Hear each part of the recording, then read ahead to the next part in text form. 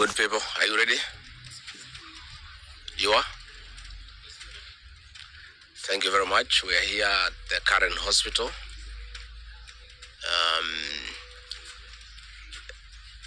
to see the Honorable George Koimburi, the Honorable Member of Parliament for Georgia, who was brought here in critical condition.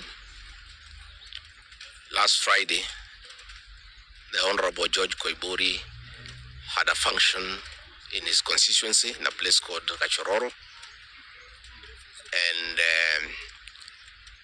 he had a serious engagement with his constituents. In fact, had the opportunity to address those people through the phone. And after he left the ceremony, he was accosted by officers from the DCI who chased him, and he was able to escape using a motorbike with the help of the local constituents. His vehicle was impounded and his driver was arrested. That vehicle is still in the hands of the DCI. And on Sunday, when he was in church, immediately after the service, 2 undercover agents of a killer squad that has been put in place to deal with elected leaders who are not supportive of William Ruto abducted him in full glare of the church members, and in the process almost harmed his wife. It is not known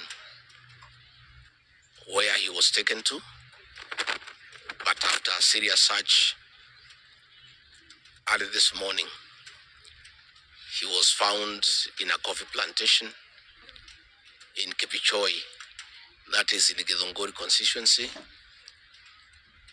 badly beaten and in very serious condition. He was taken to a hospital for first aid and later brought here where he was admitted. And I've just seen him and I've talked to the doctors, and they have confirmed that the Honorable George Koimburi was tortured by professionals. He has serious soft tissue injuries. This is torture normally done by professionals. He has lost his voice, and the doctors are working round the clock to restore his vocal cords. And the Honorable Koimburi has been able to communicate through writing because he's not able to speak. That some chemical was administered through inhalation, and the doctors have told us that preliminary investigations confirm that that chemical has interfered with his vocal cords. The doctors have assured us they are doing everything within their power to make sure that he's out of danger. They have taken blood and urine samples to private laboratories, different ones, so that they can establish what could have happened in matters poisoning. You remember last weekend I said that a special squad had been set aside, and now we have confirmation that President William Ruto, CS for Interior Kipchumba Murkomen, and the Deputy Inspector General, Mr. Eliud Langat, all from the Kalenjin community, have put up a squad to deal with leaders who are opposed to this regime. The Honorable Kipchumba Murkomen has sent a message to us through common friends that his appointment to the Ministry of Interior is to make sure that William Ruto is re-elected as president and to deal with anybody who can stop that objective. Officers from the National Police Service has confirmed to us that a special squad of 20 police officers from the Nandi sub-ethnic community are the ones behind the abduction of George Koimburi, and they are the ones that were deployed in Kakamega to target the Honorable John Methu and Karungo Athangwa. Specifically, there were about 300 police officers who were deployed in Kakamega, but 20 police officers from the Nandi sub-ethnic community under the direct command of the Deputy Inspector General, Eliud Langat, and reporting to Kipchumba Murkomen and William Ruto, had been assigned to harm the Senator for Nyandarua and the Senator for Kiambu because of their vocal stand against this regime. Let me say that I want to appeal to the international community to rescue this country. William Ruto has become a very vengeful dictator, and his activities are similar to the one by Dr. In Dada and Mobutu Sese Seko. And the level of impunity in this country, if the international community does not come through for the people of Kenya, we are going to have not just killings, but maiming of elected leaders. What has happened to the Honorable Koimburi is a very deliberate attempt by William Ruto, Kipchumba Murkomen, and Langat to scare leaders who speak out. It is meant to scare them. It is meant to sell them fear so that they can stop agitating for the liberation of this great republic. And I want to say that William Ruto must know it is these leaders, it is not these leaders who are against his rule. It is the people of Kenya. These leaders are simply articulating what the people of Kenya are saying. And even if he targets these leaders to kill them, to maim them, he cannot do the same to each and every Kenyan. And I want to tell him to stop spreading the narrative that the rebellion against him is coming from the people of Mount Kenya region. This rebellion is across the country, from Western Kenya, Coast Province, Northeastern, Nyanza, including his native North Rift and South Rift.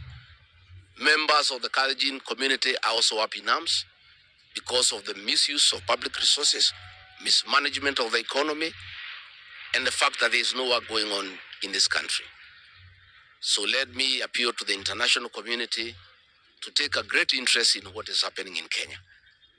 And we have seen what is happening in the neighboring countries, in Tanzania, the suppression of civil society. And all those things are stemming from here in Kenya. William Ruto has become intolerant. He cannot take criticism. And the reality of one term is slowly sinking into him that has sent him into serious desperation, that he has now formed a killer squad of his sub-ethnic community of the Nandi to deal with leaders. Let me ask the people of Kenya to be calm. I want to ask the supporters of the Honorable Koimburi to stay calm. We'll do everything possible to make sure that we are more careful in the face of the repression that is going on.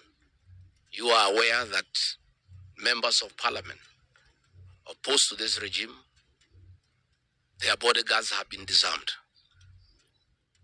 so that they stop going for meetings and feel vulnerable. But it is very clear why they have been disarmed is to allow members of that gang that has been formed by the president to abduct them and to threaten them. And if anything happens to these members of parliament, to any leader in this country opposed to William Ruto, the president will be held to account. And let me tell William Ruto, people of Kenya cannot elect you by force. They elected you on their own free will. You are a popular leader 3 years ago, and you messed yourself up through bad governance, one-man rule, theft of public resources, wanton corruption, and tribalism. You cannot blame any of us here for the situation you find yourself in. The one-term movement is unstoppable, and there is nothing the president can do. He can kill these leaders, he can abduct them, he can torture them, but he cannot do that to all the people of Kenya. So I want to urge members of parliament and senators and others not to give up. Nobody can die from morning to evening. You can only die once. And the tree of liberation will be watered by blood. The Honorable George Koimburi is a hero of the Kenyan people. What he has undergone, the torture, the pain he is in, the anguish to his family members is not in vain. This liberation will take place, it will happen. And let me conclude by asking the Kenyan people not to be intimidated. Kenya is a constitutional democracy. They are entitled to cast their vote the way they want. And William Ruto cannot force the people of Kenya to elect him. And there is nothing he can do about it. Thank you very much.